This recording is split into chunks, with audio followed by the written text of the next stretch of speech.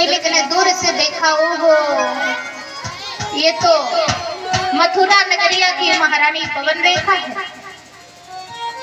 तो उस नीच दुर्मिलिक ने अपना रूप महाराज उग्रसेन का बना लिया और जाकर के पवन रेखा के पास पहुंचा और कहने लगा, रानी क्यों रो रही हो, क्यों रो रही हो? सुनो मेरी रानी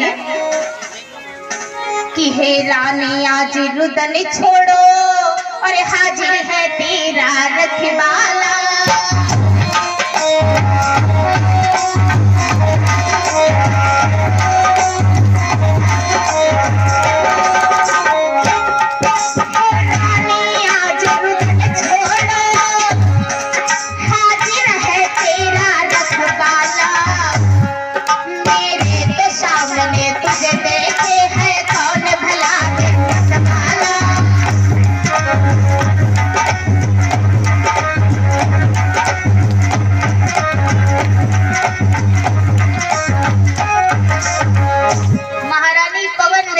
नहीं पहचान पाया कि मेरे महाराज हैं या कोई राक्षस।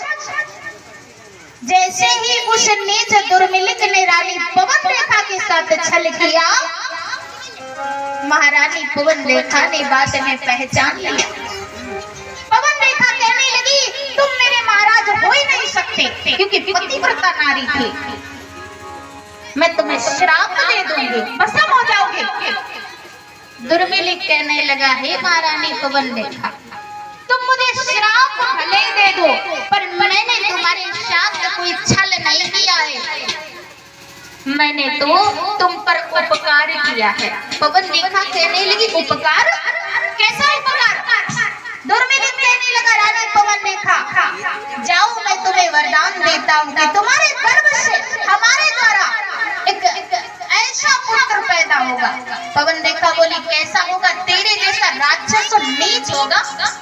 दुर्मिलिक बोला, नहीं ऐसा नहीं होगा। सुनो रानी कि ऐसा बालक पैदा होगा और उससे जीत न कोई पाएगा।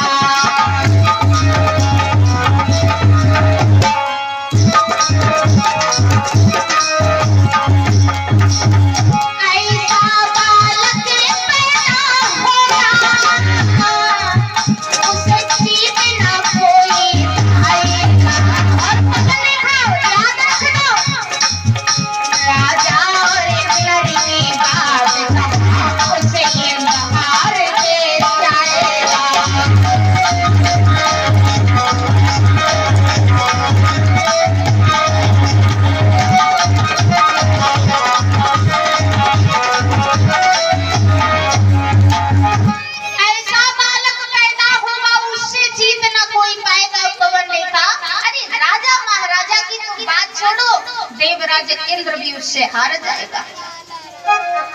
पवन रेखा विचार करने लगी, कोई बात नहीं, छल हुआ सो हुआ, कम से कम हमारे राज्य का उत्तराधिकारी तो आ जाएगा। धीरज रख लिया मैया ने। वैसे भी स्त्रियां वही होती है सच्ची जो त्याग की मूर्त बन जाए। मैया आगे बढ़ी, दुर्मिलिक चला गया। सखिया दौड़ के आ गई और कहने लगी, महारानी साहिबा कहाँ रह गई थी? पवन रेखा बोली, कहीं नहीं रह गए थे, जंगल में छूट गए थे, क्योंकि मैया ने विचार किया कि सखियों को अगर मेरी हकीकत पता चल गई कि मेरी एक राक्षस के साथ भेंट हुई है तो सारी प्रजा